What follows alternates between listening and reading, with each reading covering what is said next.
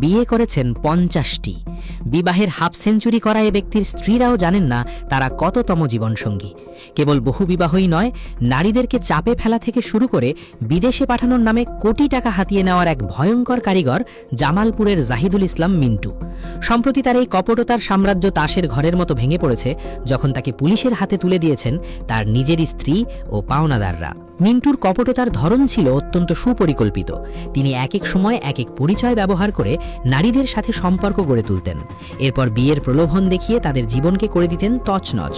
এই তালিকায় অন্তত 13 জন স্ত্রীর নাম সুনির্দিষ্টভাবে পাওয়া গেলেও অভিযোগ উঠেছে যে এই সংখ্যা আসলে 50-এর কাছাকাছি। বিয়ের পর কিছুদিন ঘর সংসার করে তিনি স্ত্রীদের দিয়ে বিভিন্ন অপরাধমূলক কাজ করানোর চেষ্টা করতেন।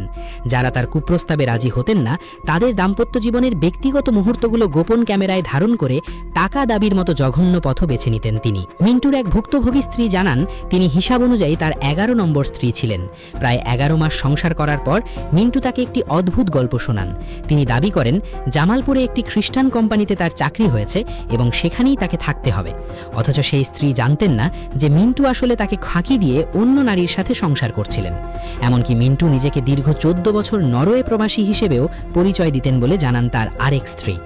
বিয়ের সময় মিন্টু ঢাকায় নিজের ফ্ল্যাট থাকার মিথ্যা তথ্য দিয়ে মেয়েদের পরিবারকে প্রলুব্ধ করতেন, কিন্তু বিয়ের পর বেরিয়ে আসতো তার আসল চেহারা।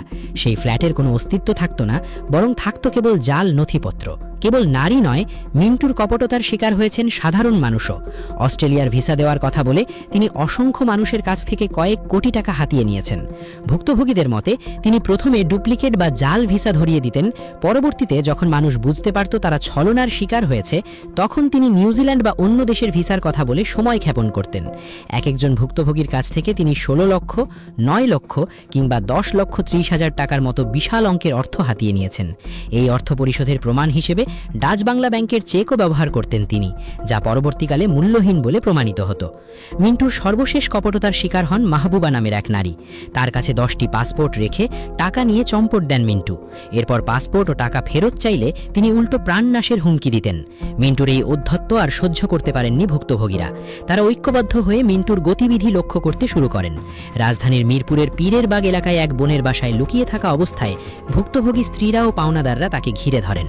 পরে কেরানীগঞ্জ থানা পুলিশ খবর পেয়ে সেখান থেকে তাকে আটক করে। পুলিশের তথ্য অনুযায়ী সরিষাবাড়ি থানার একটি ওয়ারেন্টের ভিত্তিতে তাকে গ্রেপ্তার করা হয়েছে। মিন্টুর বিরুদ্ধে সাজাপ্রাপ্ত অভিযুক্তের ওয়ারেন্ট সহ একাধিক মামলা রয়েছে। কেরানীগঞ্জ মডেল থানার ভারপ্রাপ্ত কর্মকর্তা জানান আইনগত প্রক্রিয়া শেষে তাকে সরিষাবাড়ি থানায় হস্তান্তর করা হবে। মিন্টুর এই চাঞ্চল্যকর জীবন কাহিনী সমাজের সামনে একটি শিক্ষা হিসেবে দাঁড়িয়েছে। কপটতার শিকার নারীরা চান মিন্টুর মতো অপরাধীরা যেন আইনের ফাঁকফোকর দিয়ে বেরিয়ে এসে পুনরায় কারো জীবন ধ্বংস করতে না পারে। বিবাহের নামে অর্ধশত নারীর জীবন নিয়ে ছিনিমিনি খেলা এবং বিদেশে পাঠানোর নাম করে সাধারণ মানুষকে নিঃস্ব করা, এই কপটের দৃষ্টান্তমূলক শাস্তি এখন সকলের কাম্য।